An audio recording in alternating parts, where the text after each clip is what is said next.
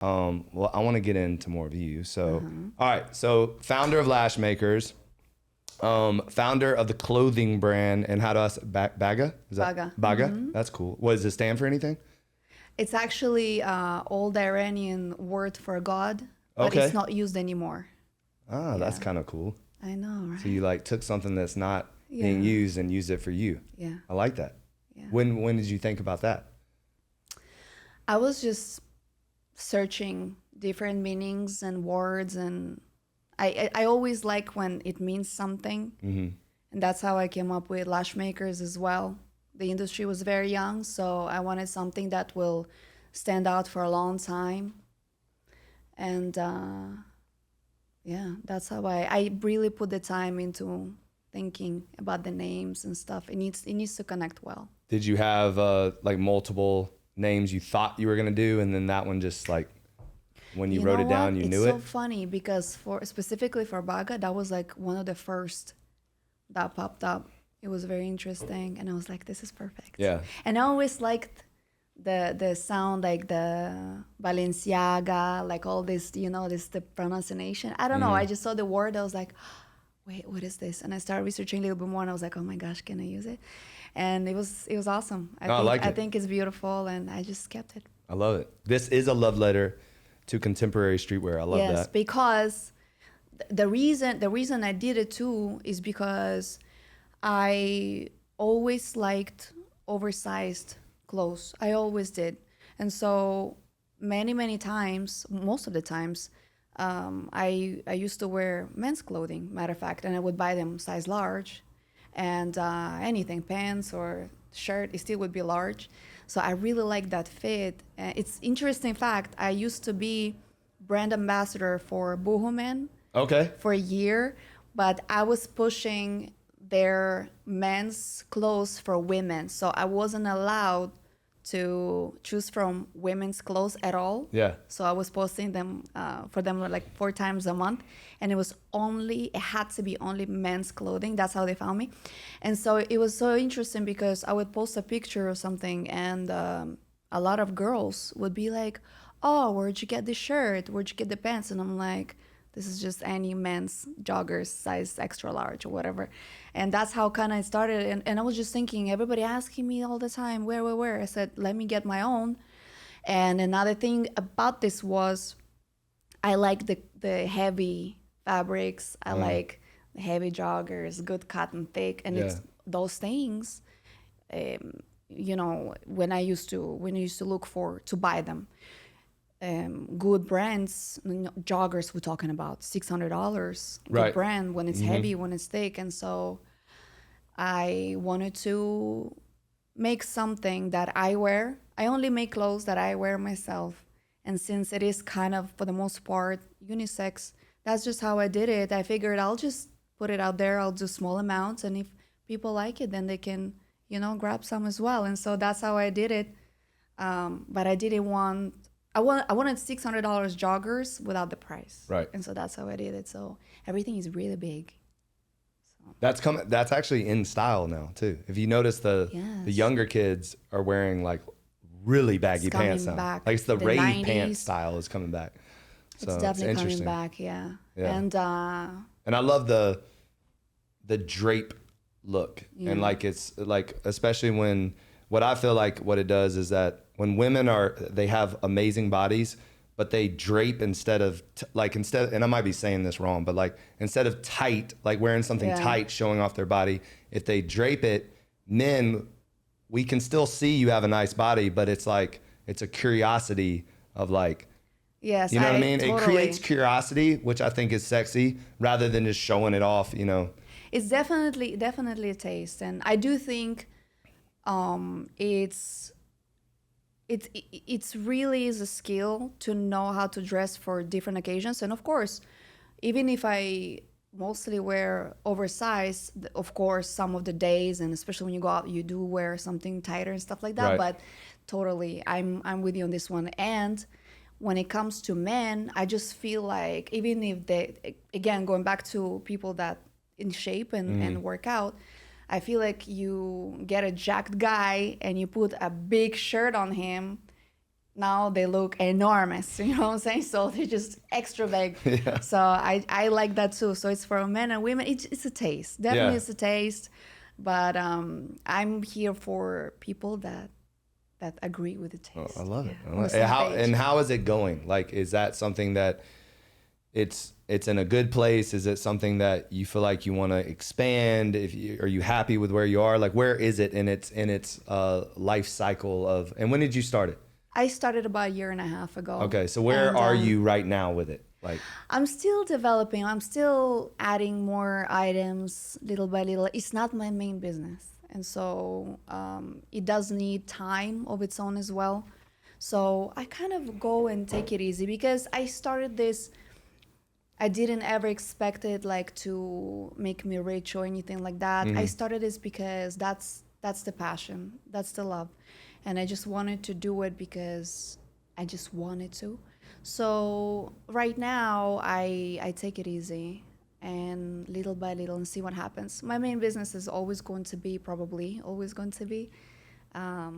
the Lash brand that I have. So this is where all the time goes pretty much, and resources. and is the Lash business? When did you start that? 13 years ago. 13 years ago. Yes, Amazing. I got to Miami, and it's so funny. It barely existed back then, but Now it's like women. My wife can't go. I mean, if she misses her lash appointment, I don't even want to come because it's home. right in center of your face. It's gonna. You have Yeah. to. You have to keep Like, it up. It is. She's like a Yeah. different woman when she has her lashes. Like, And isn't it a beautiful thing, though? I don't think people understand. Like, I have women, and all these years, people women come for appointments, and you hear things like, "Ah, I just want to get my lashes done. I'm going to take a nap. Oh, this is so relaxing. Oh, I really need this." We have women come and they say, no lashes at all, for example, and they say, I just want to do my set. I want to feel normal. And it's like, this is oh what. wow. So it's such a small detail that makes you feel so much more beautiful and confident, and it makes your day easier because there's no much time to put for makeup and all that stuff in the morning. So I think it's brilliant. When I got it done the first time, that's how I got obsessed with it. I just looked at myself and I said, who wouldn't want this? And I started doing lashes myself, like as service. And I worked for 5 years out of my living room in Star Lofts. Okay. And it's very interesting how everything turned.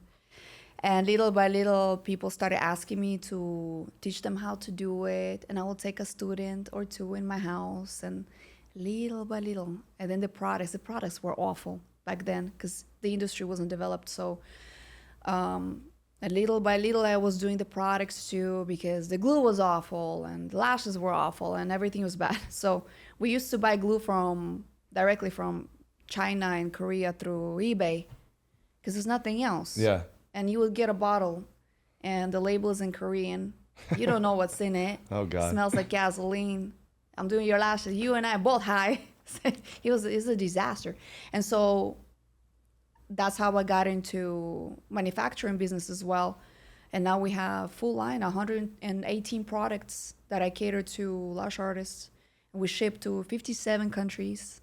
So we ship worldwide, basically. And That is tremendous. it's crazy. It blew up. It definitely blew up. I didn't expect, but And the name of the products is also LashMakers. LashMakers. And Just is it like that. on Amazon? no, Okay. I don't do Amazon. TikTok shop? You know what? I gotta put you on game now. Trigger right there. TikTok shop. I'm 37 years old. So? Brother, listen. So, No. It you're took still me young. It took me a little bit, you You're know. still young. I know, I am. But some things, it's like the TikTok for me. First of all, I never had Snapchat. TikTok in my head I never had Snapchat. for a long time was like for 16-year-old girls to sing and Dance, right, exactly. And so I want to say like this year or so, quite a few people that involved like in my marketing and stuff like that, they're like really pushing on me to do, the TikTok stuff. And I am doing it. Good. I am doing it. And you need a TikTok shop. Yes, we're setting it up Because right the now. margins are incredible. So this is all getting set up right now, All right, good. finally. but you just said it like you knew what I'm doing. It's so crazy. It took me forever. So right now, are you well, we call it DSD. Like, so you're handling your own distribution right now? Like you're, Yeah. okay. I do everything myself. So you ship everything? Yes. Wow. Yes. That's a lot. Our studio is in Miami Springs. Okay. And I have people, of course, helping me Right. to operate, but the control over anything that is important, if you will, is all me. Yeah. So I do all the social media, I do manufacturing, so definitely everything on me. And I don't know if some people will agree. Of course, it depends on the size of the business, but I feel like that's why it's still good on this level, because I take care of it myself. Well, nobody's going to take care of it like you. Yeah, but Nobody. again, if like some people, business like yours, this size is impossible, obviously, but you're still gonna be the one taking care of the most important things. And you have to, so, when you get like where I am today, and you will be soon, is that you have to maintain the vision Absolutely. of where you're going, and make sure that every single person underneath you knows that vision clearly. Absolutely. And that they're all doing things that's helping you ultimately see the vision come to life. And so it's a constant, like I tell people all the time, like all I do all day long is remind people. I'm a reminder. Like a lot of times I read a book that said a CEO is not a CEO, it's a CRO, a chief reminding officer.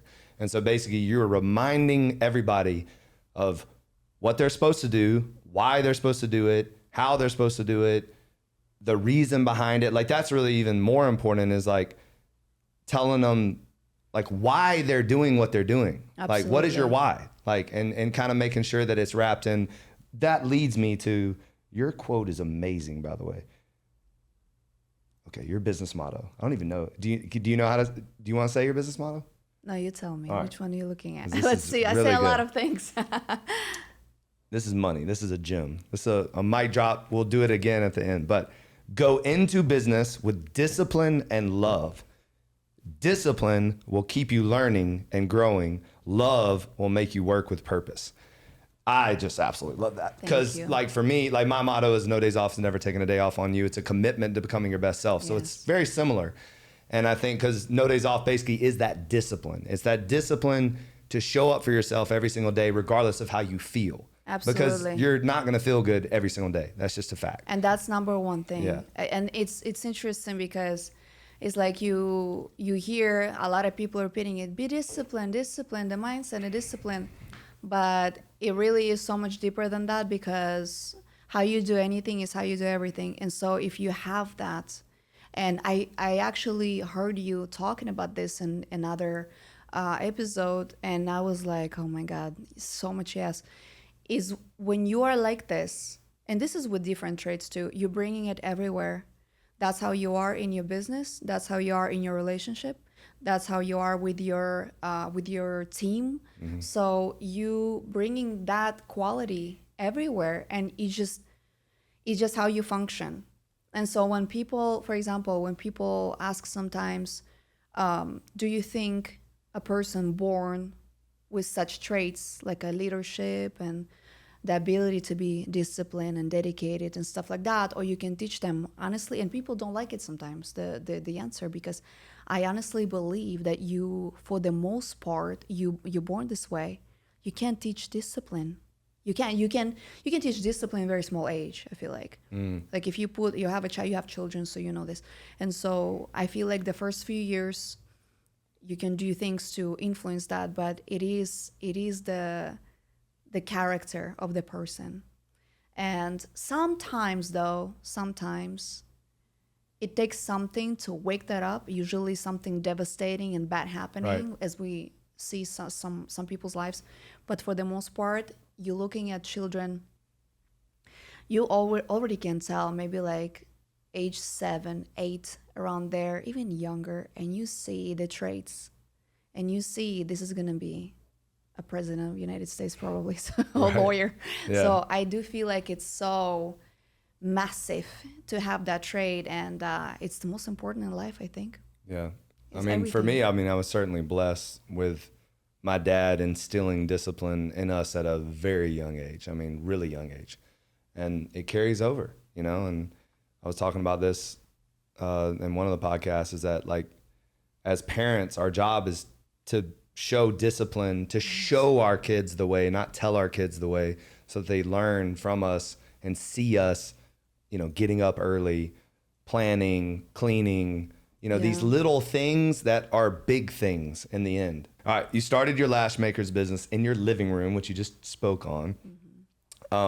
Now you've become one of the most well-known educators in this sector of the beauty industry with your own product lines, seminar. Oh, you do seminars too. I love it. I do many, many things. And graduate technicians. Can you talk about your journey? So I guess just go a little bit, because it's a 13-year journey. So Yeah. for me, what interests me is like the moments where you had to pivot, the moments where you had a setback, the moments where maybe you brought on the wrong team. Just like, tell us a little bit about the struggle, you know, maybe it wasn't a struggle, but just tell us about the kind of the things that you've been through that have put you in the position that you are today. Because if you, first of all, having a business for 13 years is massively successful. Most businesses fail within the first year and a half. So anything over 2 years is like impressive. So 13 years is massively impressive.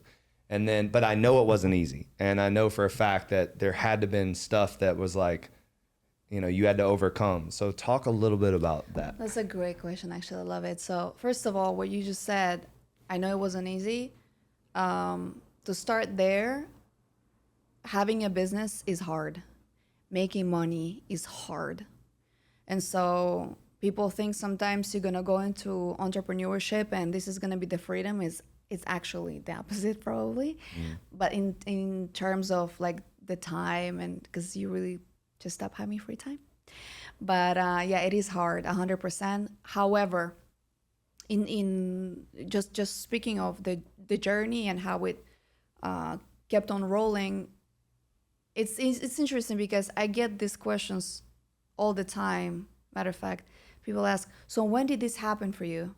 When you became like whatever it just you became, happened, right? and I always say it's as you start day one, it's like every single thing that got better in the business. So for example, as a lash artist, when I got my first client, that for me was a start of success. I say, okay, I'm a business owner now.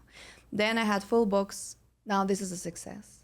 Then I got my first student. This is a success. It's like, I feel like when you do something that you love and you're looking at it as my priority, I'm not going to count how much money I make every single day. People say, how much money you want to make this year? I'm like, I don't know.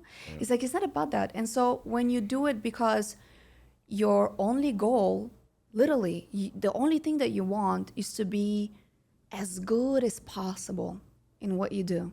So as a lash artist, I really was obsessed with the idea to be the best lash artist in the world. Like I wanted to have the best work in the world. And, you know, you function out of that place. And so as I mentioned before, that's how I look at it, you know, functioning out of love. I never was functioning out of fear to go broke or out of fear, you know, maybe it's not gonna succeed, it's not gonna be any good. I function out of love for what I do. And so all these stages, you know, the lash artist and then starting the academy and then going into merchandise and then, you know, the speaking and all of these bigger things, it was just so natural, to be honest. Now, the question about was it hard or was it easy? Honestly, I don't really think about this way. You know, I don't wake up in the morning and I think to myself, what is it so hard today about my business? Why should I maybe be cautious, or maybe I should back off a little bit? Because it's like that's not how you think. That's never crossed my mind. So yeah. exactly, it Right. doesn't cross your mind, and so you don't think about those things. You don't think about motivation. Oh, what motivates me today to pour back into my own business? It's like, I don't think this way. And so there's another part to it that I absolutely love to talk about. People say, oh, you're so strong, and you're so strong because, you know, the business or whatever, and the timing, like you said, 13 years is a long time. And I don't consider myself strong at all. I don't think no woman is strong or should be strong or should even try. But I have different opinion on this. But what I do say about myself, that I am resilient, and that's what helps me in the business. Mm-hmm. And so when the tougher times come, challenging, if you will, I look at it as, I just need to cross this one. Like I just need to push through this one right here, yep. Come out on another side, and we'll pick it up from there. And so that's resilience, you know? Mm-hmm. When curating your products, you said today we hold classes. We are a certified academy, and we have a pro shop. We're the only shop in all of Florida that carries the entire line of products for eyelash extensions. 118 products to be exact. Probably more now, or is it still 118? It's about the same. Yeah. We actually just added 2 more, so okay. You can bump it up. You said you're the Disneyland of lash artists. I love that. That's true. Can you talk about the extensive journey of creating not just one product, but 118, and what the process looked like? So how did you even, like, where did the first full-time product? Job. Yeah. Well, I know that, but you know this. Full-time job. And a lot of research. And then in my case, a lot of those things need to be tested. Mm-hmm. For example, if it's adhesive or something like that, so it needs testing, and it's multiple samples of each thing. And so it's fascinating to see, and I'm sure you get that too, when I get that now with clothing company as well. People really think sometimes you buy something and you just put your name on it, and it's so easy from there on, and it's the opposite. Well, it's the same thing. Opposite. Oscar and I were just talking about of how people walk into my gyms, and you know they didn't see the year, and sometimes 2 years, what it took to get the thing even open. You know, so it's, first of all, is finding the product. Yeah. That is a mission that I have. So you found the product, then to maintain. Because I don't know if it happens to you before. I mean, you have so many things that you make, but I would get. Well, we don't have 118 products, so that's. But even with one, let's say you got something, you made a product, your mass order was great. Your second mass order is complete trash for whatever reason. So it's like things like that. Well, apparel, that happens with me. Yes. So I'll give you a small example. We had a zipper sports bra that had a quote on the back. Ordered, 250 units, like $16.75 a unit, not cheap. And they misspelled a word after I approved the correct, I didn't approve it. They just misspelled a word. I had it in boxes, mailing boxes. They misspelled something, 2,000 boxes. Yeah. So what do you do? So it's like, to maintain the consistency and the quality of it. That is so much. And then this manufacturer stopped working. This one goes out of business. Now it's all over again. And so it's so much work, especially with products that I work with, that they might change, they go bad. So it's just so many factors to it. Where is most of your products come from? So I work with few countries, because each country is kind of like best for certain things. Okay. So for example, anything that is metal, like tweezers, scissors, Pakistan is top tier for those things. Now, anything that is acrylic, plastic, China, out of question.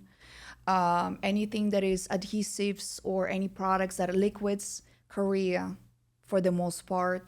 One of my products, I actually made it custom in Italy, which is an eyelash wash. So we found a lab that does skincare, and I went through them because it's like organic farming. super clean products, and it's like I love that idea and I wanted to work with them. So that's like different country. So it depends on the product, but I work with different countries. And do you ever travel to those countries to walk the I have factories not. No? And Okay. this is an incredible thing now that you don't really have to be there in person. Right. Everything done through, mail. You ship things and the samples and stuff like that, and all this ways to pay and return and exchange. And Yeah. so this is great to have. So we live in a world. I'm gonna say this here. We live in a world that if you live in a place like this, like United States, I have to specify this because obviously if you are in different countries like Cuba, like places that are very limiting, there's no opportunities, really, there's no resources. So I need to specify that. But if you live in a country like United States and you have all these opportunities and all these resources, limitless, if you don't make money here, you don't want to. It's because you don't want to. Right. And so you look at the times now when all you need is a phone with internet connection to make money. It is unbelievable to me how some people are still struggling financially. And of course, there is factors to that as well, like to everything else, mental health and all these things. But let's say you're fine here. There's no mental issues that you have going on, and you have social security number, so you're able to work, and you speak English, let's say. I didn't speak much English when I started, but you learn too, right? So if you have those three things, like you're mentally well, you able to work legally, and you speak the language, like I don't understand. I will never understand. I work since 13 years old. Yeah. I've been worried about money since I'm conscious. You know what I'm saying? So I didn't have to go anywhere because this is crazy to have. The fact that you can make money this way is mind-blowing. Never in my life I imagine I could be doing this. This is crazy to me. It's such a gift. It's a gift. That's what makes it easy. You don't have to take yourself to China anymore to buy anything. It's amazing. Thank God. And so when you first started, how did you find those resources? Like, was it like Google? You just searching and looking? Yeah. Yes. Yeah. That's what I'm saying. It's so crazy because whatever you want to do, Google. Right. Google everything. There's a free school for you for everything. You can search for anything. And YouTube now, you can learn anything. Anything. Everything is at your disposal. If you don't know, you don't want to know. Yep. You just don't have the... you haven't made the decision to learn. That's it. Like, because it's a choice. It's Simple. a choice. Simple. So I know the last thing is like your main thing. As you started the new thing, the apparel stuff, a year and a half ago, how have you been able to manage both of them? Have you found that like it has kind of pulled you away from anything? Are you? I know the apparel thing you're kind of taking slow. So, but like for me, you do have to kind of prioritize when you try to do multiple things. So how has that been, like adding this line? So because most of what is time consuming with the clothing line is the content, is the photo shoots. Right. The photo shoots, the editing, this is a part that takes time. And what I do is it's actually pretty cool because of Lash business, I travel quite a lot. So I travel maybe once or twice a month to different cool places. And so, in the U.S. or the world? The world. Oh, wow. And so what I do is... For seminars? Different things like master classes and conferences and stuff. And so it's been really, really cool because I would get additional suitcase with me with my BAGA stuff. And wherever I am, I'll make sure I have a day and I'll like shoot that as well. So this has been such a cool thing. It's like a tradition. Like if I go somewhere, there's another suitcase. So I do balance it this way. I always add it to my last trips, so now it's 2. And the good thing is I learned how to take pictures by myself. So I bought the camera, the lenses, I learned how to edit. So I learned all of that, how to do by myself. So when I have the time, when you said you got to be intentional with your time. So for example, I see there's a good weather outside, afternoon, there's no rain, it's dry, we're good to go, and I have 3 hours free. I'll take my equipment and I'll just go. And so I'll do the content and I'll edit, I'll take the time. So it's kind of like this way. You have to just pick the time when you have it and just roll with it, because otherwise it would be very challenging. If I had someone that shoots for me, that I had to schedule and book and organize, that would be very, very hard to do, and it would be way more work and more planning. But because I do a lot of those things myself, and I model for my own brand too, so this is where it's not essential anymore to have additional model or anything like that. So that's what makes it possible. If I wasn't my own model, if I didn't shoot for myself, I didn't already have those scheduled trips to go anyways for my main business, I think this is when it would be harder to do, much harder. Right. So that's what saves me now. So And I am able to do both. That makes a lot of sense. And where do you make your clothes? I make them in China and Miami. So Okay. it depends what. And so I work between the two. And in China, there's 3 different companies that make different things for me, because it's very interesting as you go into it. It's like one company would be very good like denim, but then they don't touch anything stretchy, for example. And so that's how it has to work. So it's still going to be a few companies that you're going to have to work. And essentially what I do is I make the master sample here in Miami. I have a designer I work with. Okay. And so then we will ship it over, do a sample, the size run, and production. They do like the whole tech pack thing for you here, or they do it in China? Exactly. Yeah, Here. And then that makes it a lot easier. And then she makes some things for me. We actually right now doing a swimwear as Okay. well. We just started, so this is pretty cool. So for example, this entire thing I'm gonna make here, just because it's much trickier.